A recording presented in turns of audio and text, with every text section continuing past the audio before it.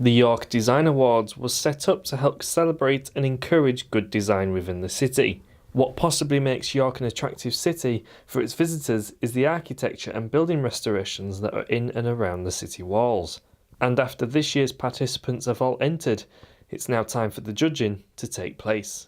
The York Design Award started in 2007. We welcome all architectural schemes, whether they are new build or conservation or restoration, and the idea is to encourage architects and developers and builders to aspire very high for York, because we've got gorgeous buildings, but we've also got to leave a legacy for York in future. And so every year we have entries. This year we've got 29. We're fitting them into 2 days, so they're very short, but everybody submits a lot of detail beforehand, which the judges look at, and so they know what they're coming to see before they come. And it's not a competition, it's in categories, and it's just as a guideline, but it's to reach a certain standard. So you can have 2 or 3 winners in a category or none at all. It's reaching the standard, not competing with each other. One of the first calls for the judges is the Merchant Taylor's glass window, which was designed and unveiled to commemorate a very special birthday for the institution. The hall is 600 years old, or at least it was in 2015, and we wanted to mark the occasion, and nowhere in the hall did we have the company's own coat of arms. And the glass that was in the hall, in the windows behind me, was fairly ordinary glass. Some of it was elderly, but not particularly startling. So we wanted to reglaze those windows containing the coat of arms of the company.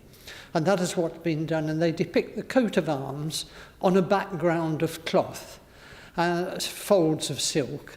And you can see the needle and thread, which has just finished sewing the 2015. So it makes a wonderful focal point in the hall. The windows were designed by Barley Studios. Helen Whittaker is their artistic director, and it was her design, and she did the painting. So it was wonderful having local people doing the window. It's all local work.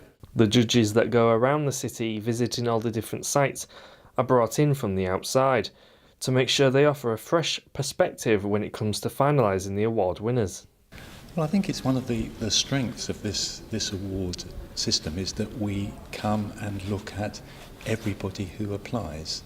So we do look at the information that they provide about what it is they've done and what they think the strengths and weaknesses of it are in these various categories.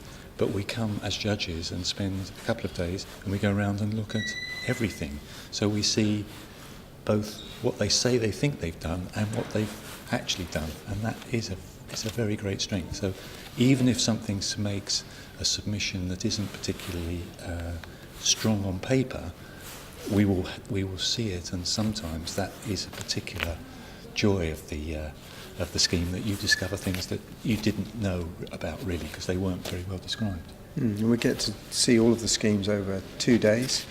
This year we're seeing nearly 30. So there's quite a comparative analysis of different kinds of projects, different scales, but in all of them we're looking for the same thing. So quality of workmanship, quality of design, the ability to delight visitors or occupants in future, and then 2 special aspects of sustainability and in some categories conservation as well. So with 2 days in their calendar to go visit every participant, time is creeping closer towards the winners' ceremony on the 25th of June. Luke Taylor, That's TV.